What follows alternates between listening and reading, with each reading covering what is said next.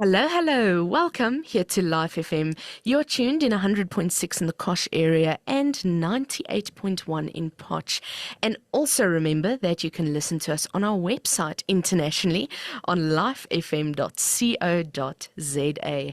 But, with Voice of the Community, we usually interview people, special people from the community, Kosh, Poch area, surrounding area.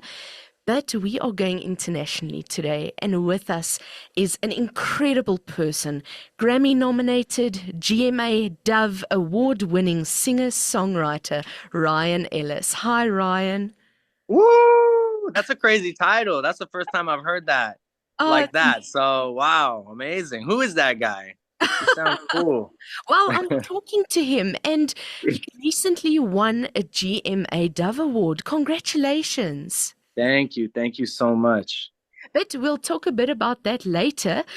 First of all, I want to find out from you, who is Ryan Ellis?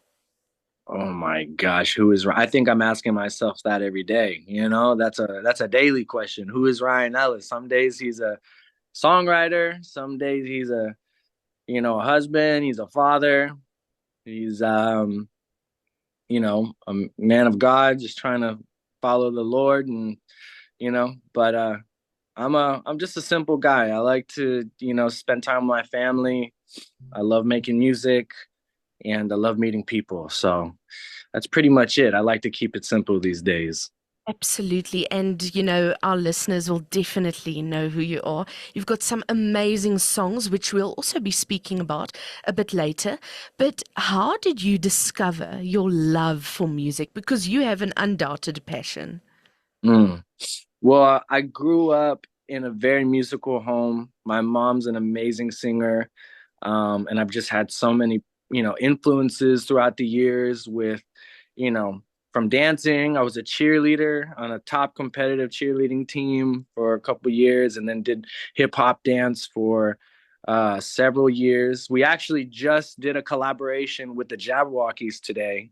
So that dropped today on my Instagram if you want to go check it out. Jabberwockies also posted it. So that was an amazing full circle moment over 20 years in the making. I used to know those guys and dance with them when I was like 15 years old, and we finally did a collaboration on one of the songs coming out on my project, dropping in January. Ever coming down. So we posted that today, and yeah, that's kind of where I got my first love for music. Just being engulfed by the music, feeling the rhythms, and I think I really fell in love with music during my dancing days. But my music really is just an overflow from my relationship with God, and just encountering Him, encountering His goodness, and so my music's just an overflow of that relationship for sure. Oh, that's amazing. And so you're truly someone who wears many hats in the art world. Oh yeah, I got a San Diego Padres hat too, and I got Oh. a couple different ones. No, but I definitely, yeah, jack of all trades, for sure. Amazing, amazing. And it's time for a music break. We'll be playing one of your songs, one of my personal favorites called Son of David. And when we come back, Woo! we'll be talking more, but all about Ryan Ellis. Oh, son of David, let's go. And welcome back. I hope you enjoyed that song by Ryan Ellis called Son of David. And speaking of, we are talking to Ryan Ellis today. Ryan, Hey how are you so yo. far? Yeah, awesome. Good to be here. Hmm. And, when you started talking to us, you said, Hey, South Africa. So this is really your first interaction with the South African audience, right? This is my first time. Yeah, I'm excited to be here, man. And it's great that you guys are playing the music and you guys have been really supporting Ryan Ellis music, and I'm just so thankful. Absolutely, absolutely. So, we were talking about your music in the intro. So, how and where do you find your inspiration for your music? Man, I mean, it varies from, sometimes it's a melody I wake up with in my head.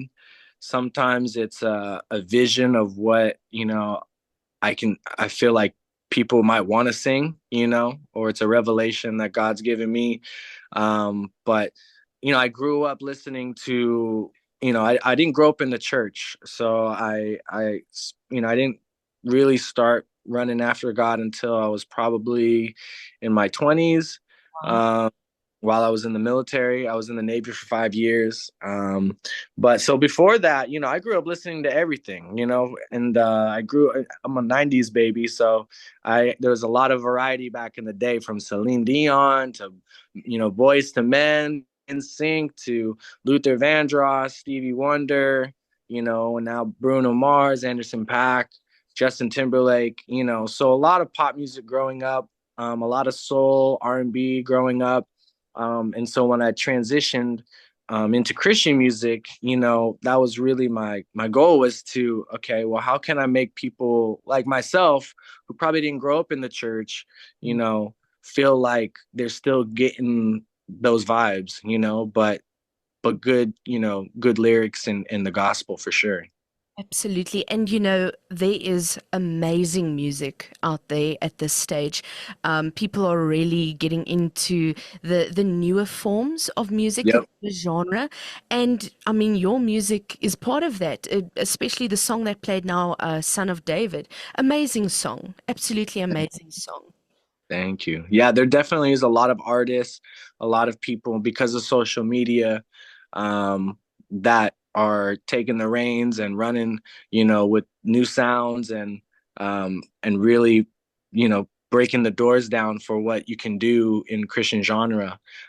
So yeah, that's always been a goal of mine. My first project we released back in 2015, Kingdom Glory, really, was kind of my first album on the scene, but I knew I wanted, and it wasn't really popular to do that, those types of vibes and that type of sonic sounds. But I just felt like God was like, just try to be yourself, and an audience will build around it. And how was it to bring out that very first album? How did that feel? Oh, nerve-wracking. It was independent. My first projects I put out independently was a live worship album, and then the second one was more of a pop, R&B style, because I didn't want to get boxed in. I was serving a ministry in Santa Barbara that catered to a college town next to UC Santa Barbara. And so we would gear ourselves up because we'd go out on a Friday night and minister to the college kids. We'd hand out hamburgers. Is a ministry called Jesus Burgers.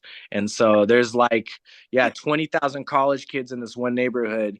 And they party all weekend and they go from house to house. So we'd fire up a grill, feed all the hungry drunk kids, pray for them. And but before we did that, we would do like 2 hours of worship, just going in, getting our hearts ready. So that's kind of where that first album came out, because I had a lot of worship songs. But because we were in a college party town, sometimes we just put a speaker out and just try to get people to come to the house. So we had to have a different type of music, and that's kind of where I came up with the whole pop vibes and the R&B, and tried to really venture out and experiment with different types of songs. And so that's always been a part of my catalog. You can kind of see it from all my albums, where I put a worship one out and then I put something that's a little bit more vibey. Absolutely, absolutely. And let me tell you, as a young person myself, I absolutely love it. Oh, thank you. Yeah, we got to give them an all. They got a different vibes for different times. When you want to get into the secret place, and then the songs when you're driving to the beach or you're trying to hang out with the homies and you just want to vibe out. So yeah. Absolutely. And, this brings me to this next question on a deeper level. What does your faith mean to you? Tell me more about that. Oh man, my faith is I mean, it's the anchor, for everything. I think, times get hard, life gets hard. Um and the thing that really centers me and gets me back to a place of peace is knowing God is holding everything, in his hands, and that he's with me and he's looking out. Um and even for myself, sometimes it's not even just like, oh, life is hard, but sometimes I'll beat myself up.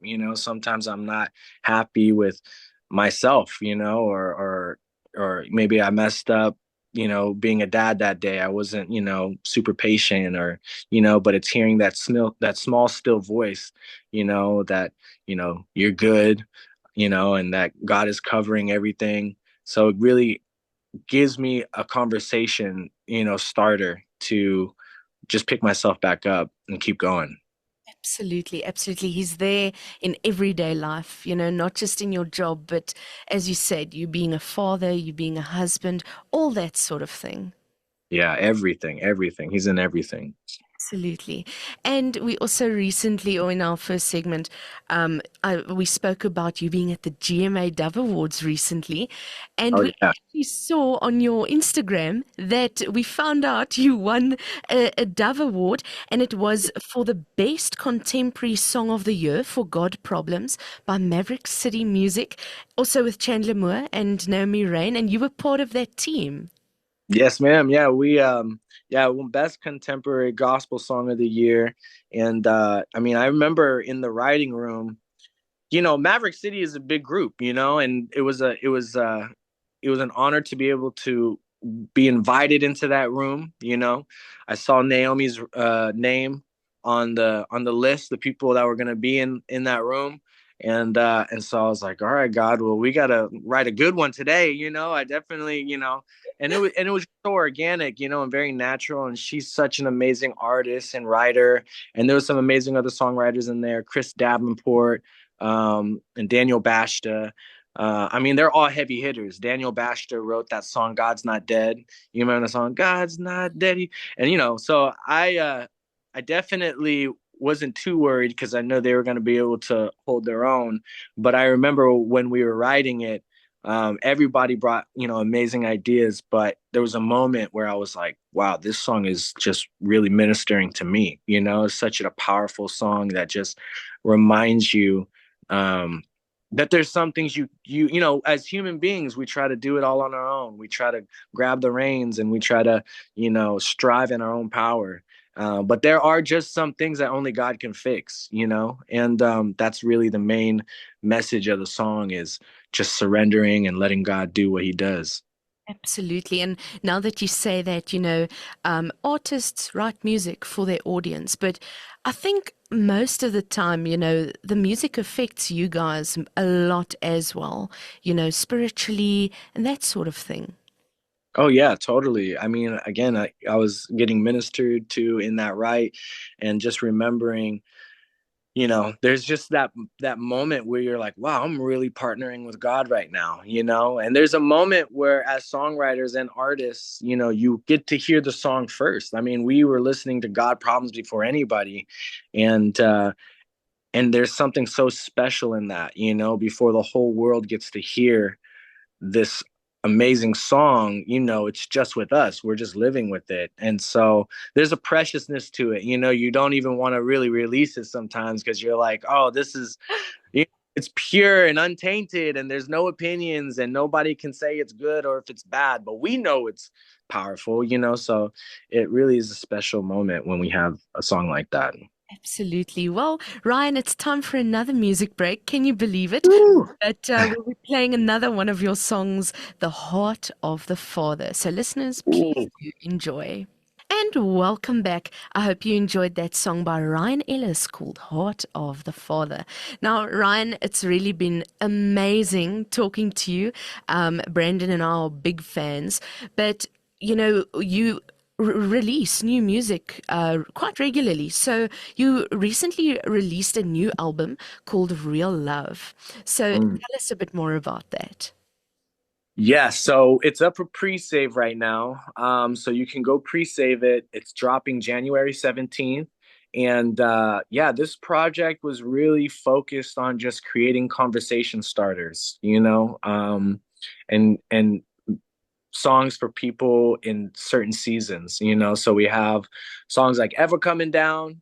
That's a good morning pick me up. Well, and the way that I ordered it too was really kind of, you know, I don't know about everybody else, but I don't wake up super stoked in the morning. I wake up from screaming kids. I got three kids that wake me up 6 o'clock, 5:30 in the morning.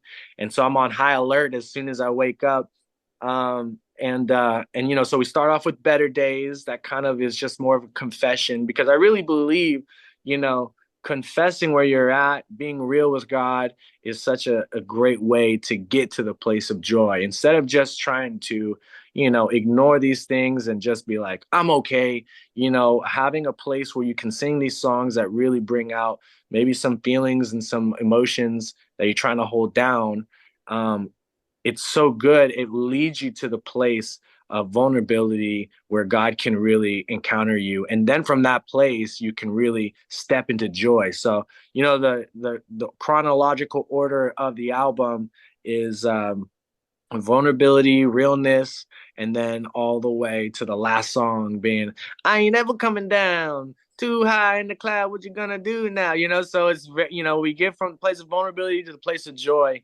But I wanted there to be an album out there that was just honest and also very worshipful at the same time. But with that throwback 90s R&B nostalgic ballad type music. So it'll feel very throwback to a lot of people, but I think it feels timeless at the same time. Amazing. And I also have to ask the name Real Love of the album, where does that come from?